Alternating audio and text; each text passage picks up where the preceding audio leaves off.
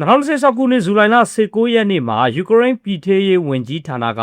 သတင်းတစ်ခုထုတ်ပြန်ခဲ့ပါတယ်။ပထမဆုံးကြည့်လိုက်ရင်တော့ထူးထူးခြားခြားမရှိတဲ့တာမန်ရေကြောင်း drone တစ်စင်းအကြောင်းပဲလို့ထင်ရနိုင်ပါတယ်။အဲ့ဒီနေ့ကသူတို့ပြသခဲ့တာကတော့2022ခုနှစ်ကတည်းကယူကရိန်းကအသုံးပြုလာခဲ့တဲ့ရေကြောင်း drone တွေကနောက်ထပ်ရိုးရိုးရေကြောင်း drone တစ်စင်းလိုပဲမြင်ရနိုင်ပါတယ်။ဒါပေမဲ့ဒီတစ်စင်းကတော့တိုက်ခိုက်ရေးရေငုံသမားတွေပါဝင်တဲ့တပ်ဖွဲ့တစ်ခုကကိုယ်တိုင်တိဆောက်ထားတဲ့လူမပါပဲရေပြင်ပေါ်တောလာနိုင်တဲ့ရေရင်တစ်စင်းဖြစ်ပါတယ်။ဒီလေကိုလူတွေစိတ်ဝင်စားတော်စေတဲ့အဓိကချက်ကတော့လှေရဲပုံစံတာမဟုတ်လှေကိုထေကြောင့်မဟုတ်ပါဘူး။ဘယ်သူတွေကဒီလေကိုတိဆောက်ခဲ့တာလဲဆိုတာကပိုပြီးစိတ်ဝင်စားစရာဖြစ်နေပါတယ်။ဒီတပ်ဖွဲ့ကတော့ Ukraine National Gap ရဲ့အထူးရည်ရွယ်ချက်စင်တာဖြစ်တဲ့ Omega ပါ။ Omega ရဲ့တီးခြားရေငုံတပ်ဖွဲ့ဟာဒီမစ်ရှင်မတိုင်ခင်ရပ်ပိုင်းအလိုမှာလဲတိတာတဲ့တိုက်ခိုက်မှုတစ်ခုလှုပ်ဆောင်ထားပါတယ်။သူတို့ကရုရှားသိမ်းပိုက်ထားတဲ့ Crimea တွေကစာကီလေတဲ့အခြေစိုက်စခန်းမှာ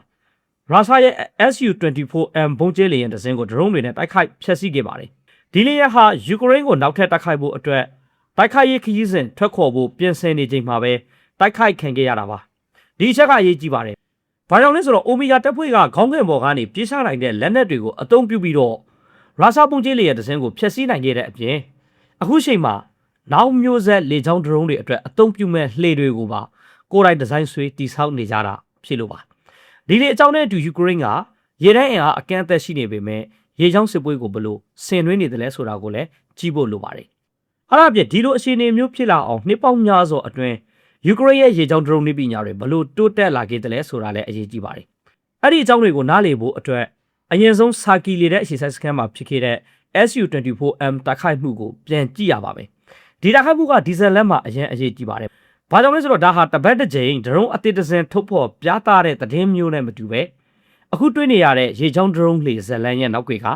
တိတ်တွေကိုပို့ပြီးရှင်းပြပေးနိုင်လို့ပါ။ Su-24M ဘုံကျဲလေယာဉ်တွေဟာယူကရိန်းမြို့တွေရှေ့တန်းစစ်စခန်းတွေနဲ့ဒီအစားနေရာတွေကိုဂလိုက်ဘုံ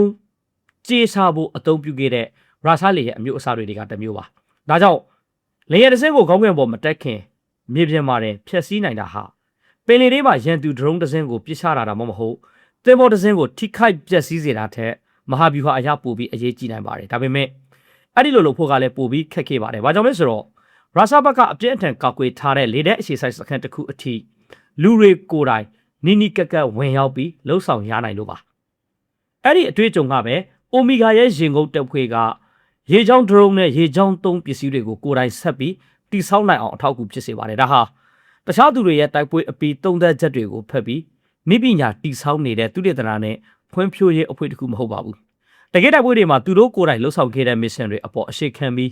လိုအပ်တဲ့ hardware နဲ့နိပညာတွေကိုကိုယ်တိုင်ဒီဇိုင်းဆွဲနေတဲ့အထူးစစ်စင်ရေးတပ်ဖွဲ့တစ်ခုဖြစ်ပါတယ်ဒါကြောင့် Omega အဖွဲ့တကယ်တိဆောက်ခဲ့တာဘာလဲဆိုတာကိုအရင်ဆုံးကြည့်ရအောင်ပါယူကရိန်းပြည်ထောင်ရေးဝန်ကြီးဌာနရဲ့ထုတ်ပြန်ချက်အရဒီရေရင်ကိုနိုင်ငံရဲ့ဗဟိုရှုကိုင်ထားတဲ့ကာကွယ်ရေးပစ္စည်းဝေယူရေးစနစ်ကနေဝေယူထားတာမဟုတ်ပါဘူးOmega ရဲ့တီးခြားရင်ငုတ်အထူးတပ်ဖွဲ့တွေက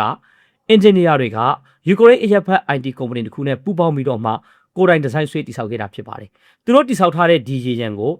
လူမပါတဲ့ရေရန်လို့သတ်မှတ်ထားပါတယ်။အဲ့ဒါကိုအင်္ဂလိပ်လိုအတူကောက်ကတော့ MBEC လို့ခေါ်ပါတယ်။ဒီ MBEC ကိုတမျိုးတွေအတွက်အသုံးပြုဖို့မဟုတ်ပါဘူး။လိုအပ်ရင် Kamikaze MBEC အဖြစ်အသုံးပြုနိုင်ပါတယ်။ဒါမှမဟုတ်တိုက်ခိုက်ရေး FPV drone တွေတည်ဆောက်ပေးတဲ့ platform အဖြစ်အသုံးပြုနိုင်ပါတယ်။ FPV Interceptor drone ပေါ့နော်ဒီ FPV ကြားဖြတ် drone တွေကိုလည်းတည်ဆောင်နိုင်ပါတယ်အဲ့ဒါအပြင်ရေငုတ်သမားတွေကမြစ်တွေနဲ့ပင်လယ်ရေပြင်တွေမှာအထူးစစ်စင်ရေးလှုပ်ဆောင်တဲ့အခါမှာဒီရေရင်ကိုအသုံးချနိုင်ပါတယ်ဝင်ကြီးဌာနကထုတ်ပြန်ခဲ့တဲ့ဓာတ်ပုံတွေကိုကြည့်ရင်ဒီလေမှာဂျပန်နိုင်ငံထုတ် Suzuki အပြင်ဘက်တက်ဆင်တဲ့လှေ engine တစ်လုံးတက်ထားတာကိုတွေ့ရပါတယ်အဲ့ဒါအပြင်အလွန်ဝေးတဲ့နေရာကနေလှေကိုထိန်းချုပ်မောင်းနှင်သူတွေနဲ့အဆက်အသွယ်မပြတ်အောင်အသုံးပြုဖို့ရည်ရွယ်ထားတဲ့ဂျိုဒုဆက်သွယ်ရေးဆက်တစ်ခုလည်းတက်ဆင်ထားတာကိုတွေ့ရပါတယ်ဒီလေကိုတော့ရန်သူပြစ်မှတ်တွေကိုတိုက်ခိုက်မဲ့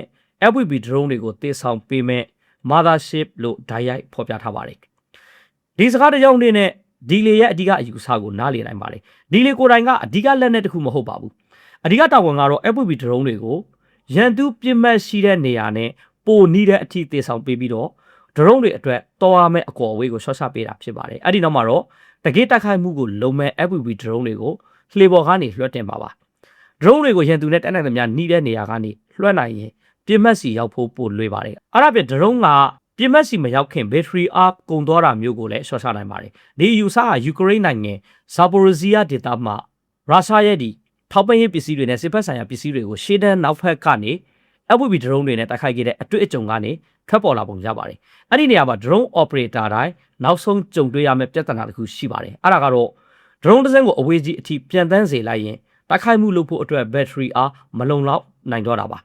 ါဒါပေမဲ့ drone တွေကိုတည်ဆောင်ပေးမဲ့ပို့ဆောင်ရေးစနစ်တစ်ခုရှိလာရင်ဒီပြဿနာကိုဖြေရှင်းနိုင်ပါတယ်ရေကြောင်း platform တစ်ခုက drone တွေကိုရန်သူပြစ်မှတ်နဲ့ပိုနီးတဲ့နေရာအထိတည်ဆောင်ပေးနိုင်ပါတယ်ဒါဟာရှေ့ကျန်တပ်သားတွေရှေ့တန်းနားမှာစစ်စင်ရေးအခြေစိုက်စခန်းတစ်ခုထားပြီးတော့အဲ့ဒီနေရာကနေဆက်လက်တိုက်ခိုက်တာနဲ့အဆင်တူပါတယ်ယူကရိန်း National Gap ကတောင်ပိုင်းယူကရိန်းမှာဒီလိုနီးလန်းမျိုးတွေကိုပေါက်ဆက်အသုံးပြုနေပြီဆိုတာကိုဖော်ပြထားပါတယ်အဲ့ဒီထဲမှာလူမပါဘဲတောလာနိုင်တဲ့လှင်ငယ်တွေ FPV drone တွေနဲ့ရင်ကုန်းတပ်ဖွဲ့တွေရဲ့ကိုယ်ပိုင်နီးဗျူဟာအတွေ့အကြုံတွေပါဝင်ပါတယ်ဒီနီးလန်းကိုအသုံးပြုပြီးတော့ရုရှားရဲ့ရင်တွေတန်ကြက်ကရင်တွေလောင်စာစီတေယူပို့ဆောင်ရေးရင်တွေလျှက်စစ်တပ်အားဆိုင်ရာအဆောက်အုံတွေကိုတိုက်ခိုက်ဖို့ရည်ရွယ်ထားပါတယ်အဓိကရည်ရွယ်ချက်ကတော့နည်းပညာကိုအသုံးပြုပြီးတော့ယူကရိန်းစစ်သားတွေအသက်ဆုံးရှုံးနိုင်ခြင်းကိုရှော့ချဖို့ဖြစ်ပါတယ်တစ်ချိန်တည်းမှာပဲရုရှားတပ်ဖွဲ့တွေအပေါ်မှာထိခိုက်ဆုံးရှုံးမှုကိုပိုများလာအောင်လှုံ့ဆော်မှုဖြစ်ပါတယ်ဒီတပ်ဖွဲ့ရဲ့လှုံ့ဆော်ချက်တွေကတိုက်ခိုက်ရေးမစ်ရှင်တွေနဲ့ပဲရဲမနေပါဘူးအစီအကံချက်တွေအရတော့ဒီလေရဲ့နောက်ထပ်အသုံးပြုနိုင်မဲ့ပုံစံတွေထဲမှာ FPV ဂျာဖြတ် drone တွေကိုတည်ဆောင်ပေးတာလည်းပါဝင်နိုင်ပါတယ်တူညီတဲ့လှေကိုထေကိုပဲအသုံးပြုပြီးတော့ရွေးလျားနိုင်တဲ့ကံရိုးတဲ့လေကြောင်းရန်ကာကွယ်ရေးပလက်ဖောင်းအဖြစ်လဲအပြောင်းလဲပြီးတော့မှအသုံးပြုနိုင်ဖို့ရည်ရွယ်ထားပါတယ်ဒါပေမဲ့ယူကရိန်းပြည်ထရေးဝန်ကြီးဌာနကဒီရေရန်ရဲ့တရားဝင်အမည်ဒါမှမဟုတ်အသေးစိတ်နည်းပညာအချက်အလက်တွေကိုအပြည့်အစုံထုတ်ပြန်ထားတာမရှိပါဘူးဒါကြောင့်အင်ဂျင်ဆက်သွယ်ရေးစနစ်နဲ့တခြားနည်းပညာပိုင်းဆိုင်ရာအသေးစိတ်အချက်တွေကိုတိတိကျကျတည်ထားတာထက်ထုတ်ပြန်ထားတဲ့ဓာတ်ပုံတွေနဲ့ရရှိထားတဲ့အချက်အလက်တွေပေါ်မှာပဲအဓိကအရှိခံထားရပါတယ်ဒါပေမဲ့ဒီလေရဲ့နောက်ွယ်ကရည်ရွယ်ချက်ကတော့ရှင်းပါတယ်အဲ့ဒါကတော့ရေကြောင်း drone ကိုကိုယ်တိုင်တိုက်ခိုက်ဖို့သုံးတာအထက် drone တွေကိုရန်သူပြင်းမှန်းတာအထိတည်ဆောင်ပေးဖို့အသုံးပြုတာပါအဲ့ဒါအပြင်နေဘက် mothership ဆိုတဲ့အယူအဆကလည်းလုံးဝအသစ်အဆန်တော့မဟုတ်ပါဘူးယူကရိန်းဟာနေ့အတော်ကြာကလေးက FPV drone တွေကိုတည်ဆောင်နိုင်တဲ့ရေပြင်သုံး drone တွေကိုဆက်သက်အသုံးပြုလာခဲ့ပါတယ်အဲ့ဒီထဲမှာယူကရိန်းရေတပ်နဲ့ဆက်ဆက်တဲ့ဒီဘာကူရာစနစ်ကနေစစ်ဖက်ထောက်လန်းရေးနဲ့ဆက်ဆက်တဲ့ဒီကက်ထရယ်အထိအမျိုးမျိုးသောစနစ်တွေပါဝင်ပါတယ်ဒါကြောင့်အခုဖြစ်လာတာမှာအသစ်အဆန်အဖြစ်ထင်ရှားတာကနေဘယ် mothership ဆိုတဲ့အယူအဆမဟုတ်ပါဘူးဒီစနစ်ကိုတည်ဆောက်နေတဲ့သူတွေကဘယ်သူတွေလဲဆိုတာကပိုပြီးစိတ်ဝင်စားစရာကောင်းပါတယ်အခုဒီရေရန်ကိုတည်ဆောက်နေတဲ့သူတွေဟာရှေ့တဲ့စစ်စင်ရေးတွေမှာကိုယ်တိုင်ပါဝင်နေတဲ့အထူးတပ်ဖွဲ့ဝင်တွေဖြစ်ပါတယ်သူတို့ဟာရုရှားလေယာဉ်တွေကိုဖျက်ဆီးဖို့အတွက်ရင်ကုန်းမစ်ရှင်တွေကိုစီစဉ်ပြီးကိုယ်တိုင်လှုပ်ဆောင်နေတဲ့ရင်ကုန်းသမားတွေပါအဲ့ဒီလူတွေကပုံမှန်ကာကွယ်ရေးစက်မှုလုပ်ငန်းကနေပစ္စည်းတစ်ခုရလာဖို့စောင့်နေကြတာမဟုတ်ပါဘူးအဲ့ဒီအစားပုဂ္ဂလိက ID နည်းပညာမိဖက်ကုမ္ပဏီတစ်ခုနဲ့သူတို့ပူးပေါင်းပြီးတော့လိုအပ်တဲ့ရေချောင်း drone ကိုကိုယ်တိုင်တစောင်းဆွေးပြီးတိစောက်ကြတာပါဒီအချက်ကယူကရိန်းကဒီစစ်ပွဲကိုဘယ်လိုပုံစံနဲ့တိုက်ခိုက်နေတယ်လဲဆိုတာကိုပို့ပြီးထင်ရှားလာစေတဲ့ပုံစံတစ်ခုရဲ့အစိတ်အပိုင်းဖြစ်ပါတယ်လက်နက်တွေကိုဒါရိုက်အသုံးပြုနေတဲ့ operator တွေဟာအခုဆိုရင်ဝင်ကြီးဌာနတစ်ခုရဲ့လုပ်ငန်းစဉ်အစိမ်နဲ့မဟုတ်တော့ပဲရှေ့တဲ့စစ်မြေပြင်ရဲ့လိုအပ်ချက်နဲ့အစိတ်အဟုန်အတိုင်းလှုပ်ဆောင်လာကြပါတယ်သူတို့ကပုံမှန်ဝေယူရေးစနစ်ရဲ့အဆင့်ဆင့်ကိုကြော်ဖြတ်ပြီးတော့လိုအပ်တဲ့ပစ္စည်းတွေကိုကိုယ်တိုင်ထုတ်လုပ်သူတွေတောင်မှဖြစ်လာနေပါပြီရေကြောင်းစစ်ပွဲအတွက်ဒီပုံစံကဘာကြောင့်အရေးကြီးတယ်လဲဆိုတာနားလည်ဖို့အတွက်ယူကရိန်းရဲ့ရေကြောင်း drone အစီအစဉ်ဘေကနေစတင်ခဲ့လဲဆိုတာပြင်ကြည့်ဖို့လိုပါတယ်။ဘာကြောင့်လဲဆိုတော့2020ခုနှစ်မှာရုရှားကအပြည့်အဝကျူးကျော်ဝင်ရောက်တဲ့အချိန်တုန်းကယူကရိန်းရေတပ်ဟာအင်အားအလွန်နေပါနေခဲ့ပါတယ်။ဒါပေမဲ့၄နှစ်လောက်အကြာမှာတော့ယူကရိန်းဟာကမ္ဘာတဝန်းကအနီးကပ်စောင့်ကြည့်နေကြတဲ့လူမပါဘဲရေကြောင်းစစ်ဆင်ရေးနည်းပညာစံသက်မှုတွေကတခုကိုလှုံ့ဆော်နိုင်တဲ့အဆင့်အထိရောက်လာခဲ့ပါတယ်။2020ခုနှစ်ဖေဖော်ဝါရီလမှာ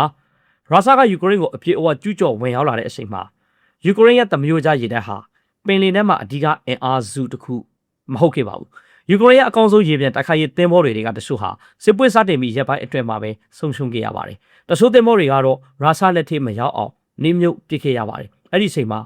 ရုရှားပင်လယ်ထဲရေတပ်ဟာစီဗာစတိုပိုးမှာအခြေစိုက်ပြီးတော့ပင်လယ်ပြင်မှာအသာစီးရနေခဲ့ပါတယ်ယူကရိန်းရဲ့ပထမဆုံးထင်ရှားတဲ့တုံ့ပြန်မှုကတော့2020ခုနှစ်ဧပြီလမှာဖြစ်လာပါတယ်ယူကရိန်းကကိုယ်တိုင်ထုတ်လုပ်ထားတဲ့ Neptune သင်္ဘောဖြတ်ဒုံးကျည်တွေကိုအသုံးပြုပြီးတော့ရုရှားရဲ့အဓိကစစ်သင်္ဘောကြီးဖြစ်တဲ့မော်စကိုဘာကိုတိုက်ခိုက်ခဲ့ပါတယ်နောက်ဆုံးမှာမော်စကိုဘာစစ်သင်္ဘောဟာနှင်းမြုပ်တော့ခဲ့ပါတယ်ဒီဖြစ်ရဟာရုရှားရေတပ်အတွက်ကြီးမားတဲ့ထိတ်လန့်စရာဖြစ်ခဲ့ပါတယ်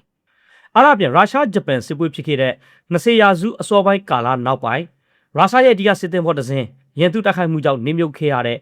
အထင်ရှားဆုံးဖြစ်ရတွေကတခုလည်းဖြစ်ပါတယ်ဒါပေမဲ့မော်စကိုဘာကိုတိုက်ခိုက်ခဲ့တဲ့ Neptune ဒုံးကျည်စနစ်ဟာအကြိမ်ကြိမ် အလွေတကူထက်လုံးနိုင်တဲ့စနစ်တစ်ခုမဟုတ်ပါဘူးယူကရိန်းအနေနဲ့ရေတပ်တင်ပေါ်ချင်းကြီးတစ်ခုမလိုပဲဇင်းနှုံတက်တာနဲ့အမြောက်အများထုတ်လုံးနိုင်မဲ့လက်နက်စနစ်တစ်ခုလိုအပ်နေခဲ့ပါတယ်အဲ့ဒီလိုနဲ့ရေမျက်နှာပြင်ပေါ်မှာအနေငယ်ပဲပေါ်နေပြီးတော့ရေဒါနဲ့ရှာဖွေရခက်တဲ့လှေငယ်တစ်စင်းဆိုတဲ့အယူအဆပေါ်လာခဲ့တာပါဒီလေတွေဟာအရွေအစားသေးပြီးတော့ကိုထေးနိုင်တဲ့အတွက်ရန်သူအတွက်ဒီရှာဖွေဖို့နဲ့တိုက်ခိုက်ဖို့ပိုခက်ခဲ့ပါတယ်အပြင်မှာတော့ပောက်ကွေ့စေတဲ့ပစ္စည်းတွေကိုတေဆောင်နိုင်ပါတယ်ယူကရိန်းတီထွင်သူတွေဟာ2022ခုနှစ်ຫນွေဥကာလနောက်ပိုင်းမှာမာဂူရာမိသားစုဖြစ်လာမဲ့ရေချောင်းဒရုန်းတွေရဲ့အစောပိုင်းဒီဇိုင်းတွေကိုစတင်ပြီးလှုပ်ဆောင်ခဲ့ကြပါတယ်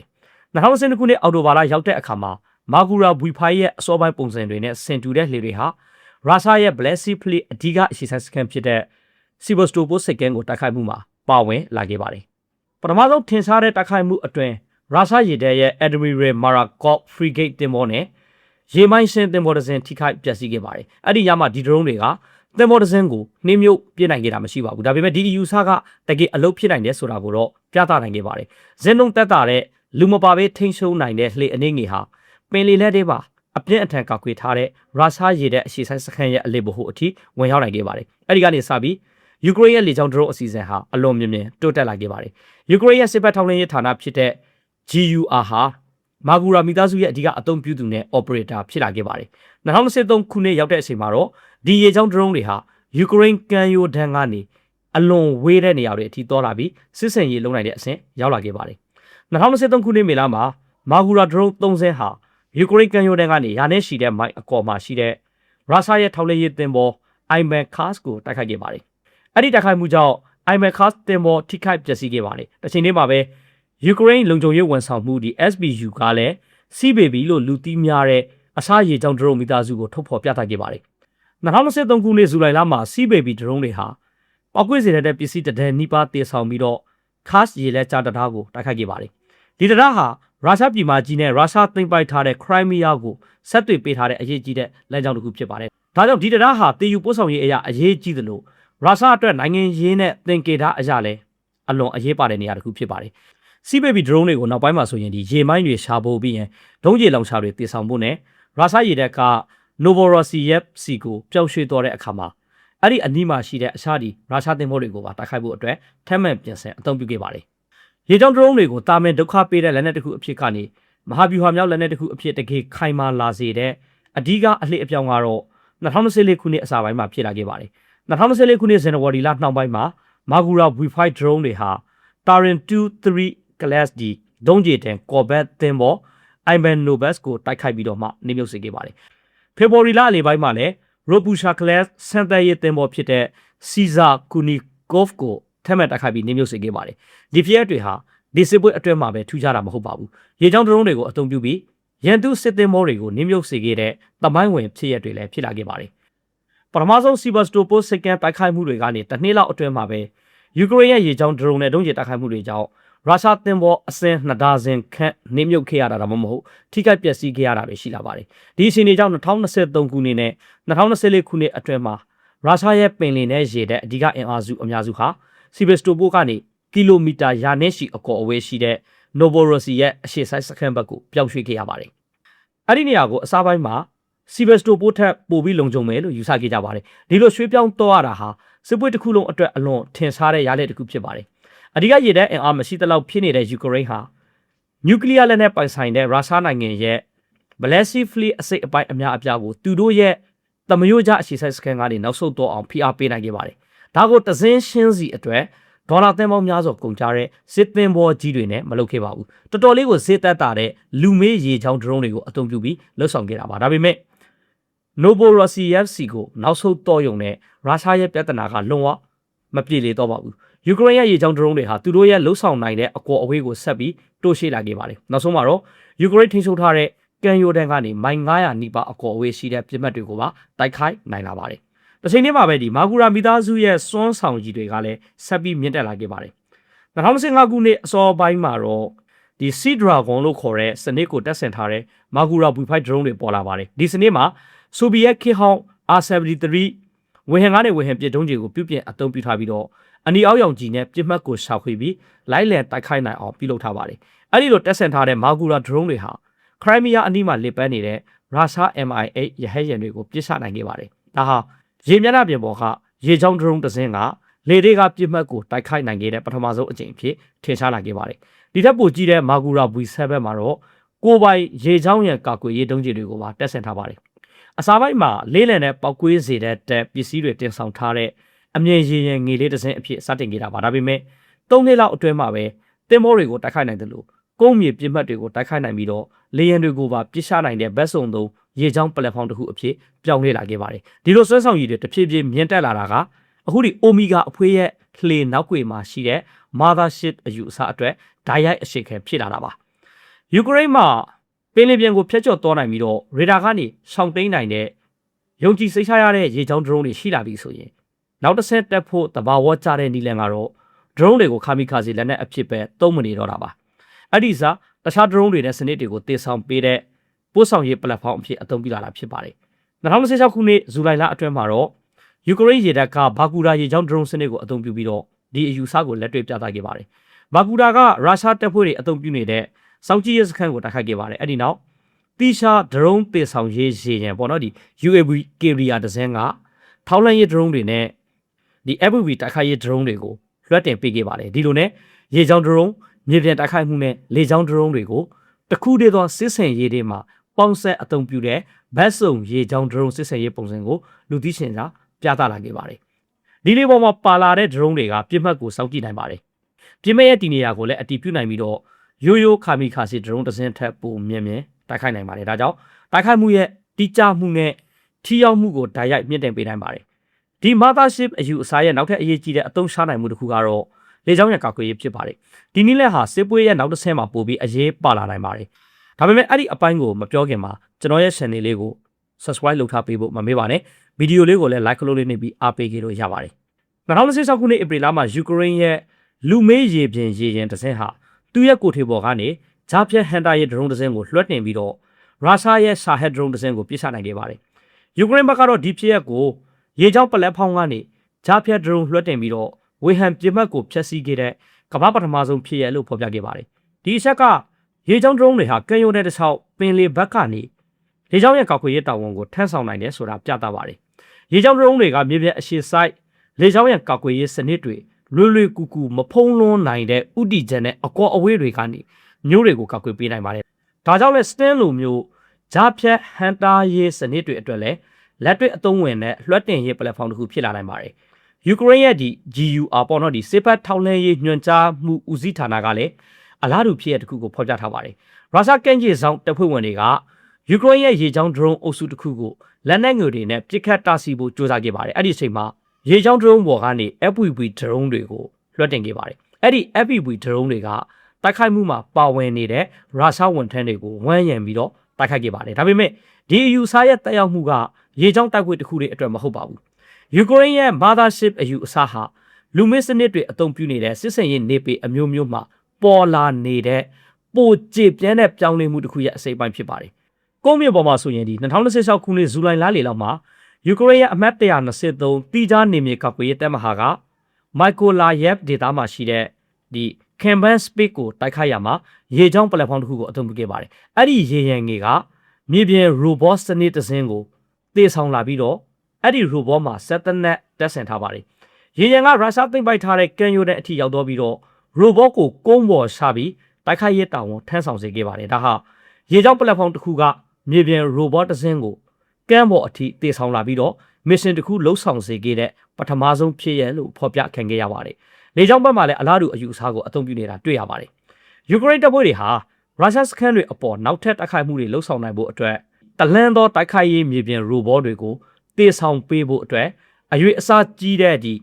ဘုံကျဲ UAV drone တွေကိုအသုံးပြုနေပါတယ်ဒီနည်းလမ်းကြောင့်ပိုကြီးပြီးပိုဈေးကြီးတဲ့ဘုံကျဲ drone တွေကိုရုရှားရဲ့လေကြောင်းရန်ကာကွယ်ရေးစနစ်တွေနဲ့အဝေးမှာထားနိုင်ပါတယ်တစ်ချိန်တည်းမှာပဲအဲ့ဒီမြေပြင် robot တွေရဲ့လှုပ်ဆောင်နိုင်တဲ့အကောအဝေးကိုလည်းပို့ပြီးတိုးရှိပေးနိုင်ပါတယ်ဒီအချက်တွေအားလုံးကိုပေါင်းစပ်ကြည့်လိုက်ရင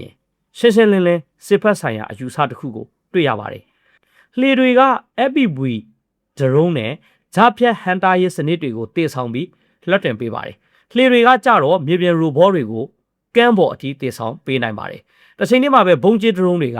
မြေပြင် robot တွေကိုကုန်းတွင်းပိုင်းမှာရှိတဲ့ပြစ်မှတ်တွေနဲ့ပိုနီးတဲ့နေရာအထိတည်ဆောင်ပေးနိုင်ပါတယ်ဒီလိုနီးလန်းတွေအားလုံးပေါင်းစပ်လိုက်ရင်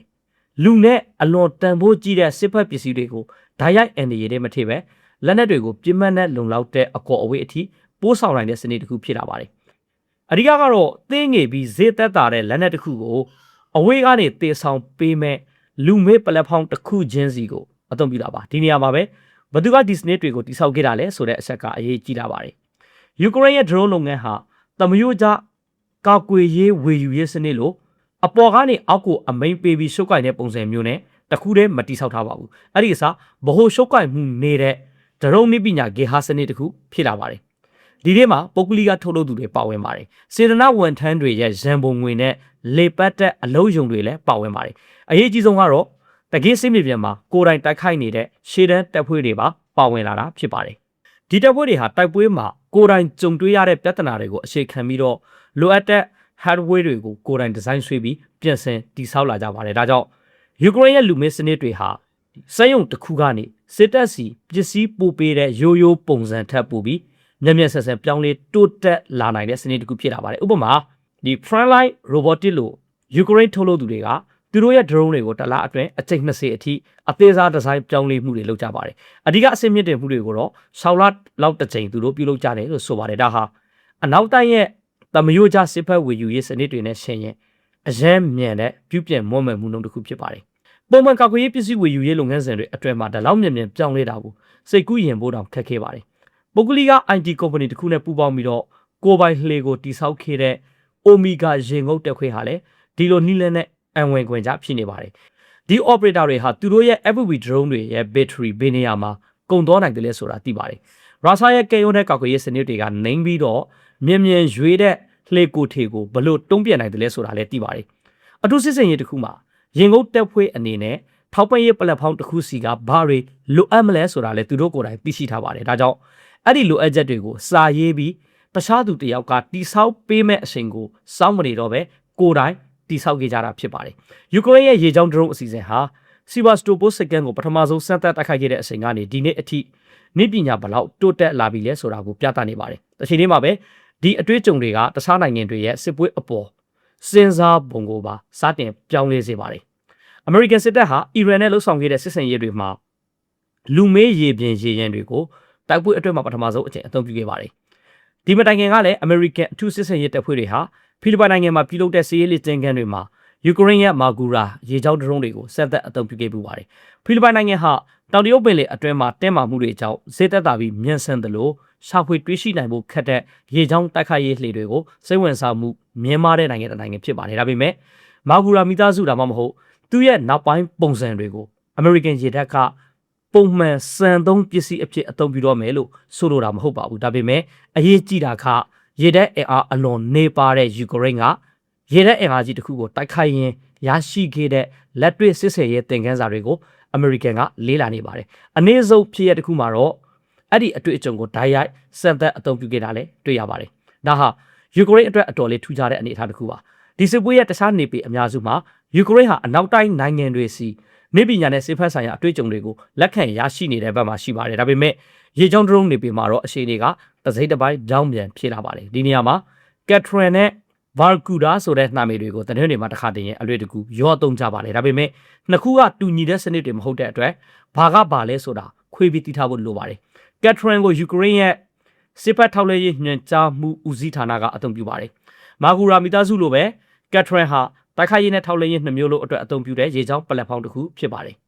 ဘာကူဒါကတော့ယူကရိန်းရေတပ်ရဲ့စနစ်ဖြစ်ပါတယ်ဇူလိုင်လ14ရက်နေ့မှာယူကရိန်းရေတပ်ကကိုယ်တိုင်ပြသခဲ့တဲ့ဘာကူဒါကိုမာသာရှေအဖြစ်အသုံးပြုနိုင်အောင်အဓိကတိစောက်ထားပါတယ်။ဘာကူဒါဟာပြင်မက်ကိုသူ့ရဲ့ကိုယ်ပိုင်စနစ်တွေနဲ့တိုက်ခိုက်နိုင်ပါတယ်။အဲ့ဒီနောက်တိုက်ခိုက်မှုကိုပိုပြီးကျေပြန့်အောင်သူ့အပေါ်မှာတည်ဆောင်လာတဲ့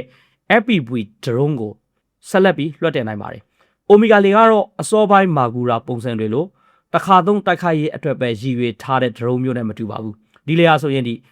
ဘာကူဒါရဲ့အယူအဆတဲ့ပိုနှိစက်ပါတယ်။အဓိကတေဆောင်ပေးမဲ့ပလက်ဖောင်းကိုပထမထားပြီးတော့လက်နက်ကိုတော့ဒုတိယအဖြစ်ထားပါတယ်။အစိုးရရဲ့ပုံမှန်အစီအစဉ်တွေနဲ့မတူပဲဒီလေကိုထူးခြားစေတာကဘာလဲဆိုတော့ဒီတိုက်ခိုက်ရေးတပ်ဖွဲ့တစ်ခုရဲ့ကိုယ်ပိုင်အင်ဂျင်နီယာတွေကပုဂ္ဂလိကမိတ်ဖက်တစ်ခုနဲ့ပူးပေါင်းပြီးတည်ဆောက်ခဲ့တာပါသူတို့ဟာတရားဝင်ဝေယူရေးစနစ်အပြင်ဘက်ကနေဒီလုပ်ငန်းကိုအကောင့်တွေဖော်ခဲ့ကြတာဖြစ်ပါတယ်ဒီလိုဗဟိုရှုပ်ကိုင်မှုနေတဲ့ဂေဟာစနစ်ကဘလောက်မြင်နဲ့ဘလောက်ကြီးမားတဲ့အတိုင်းအတာအထိ တိုးလာနေပြီလဲဆိုတာကိုကိန်းဂဏန်းတစ်ခုနဲ့ကြည့်လို့ရပါတယ်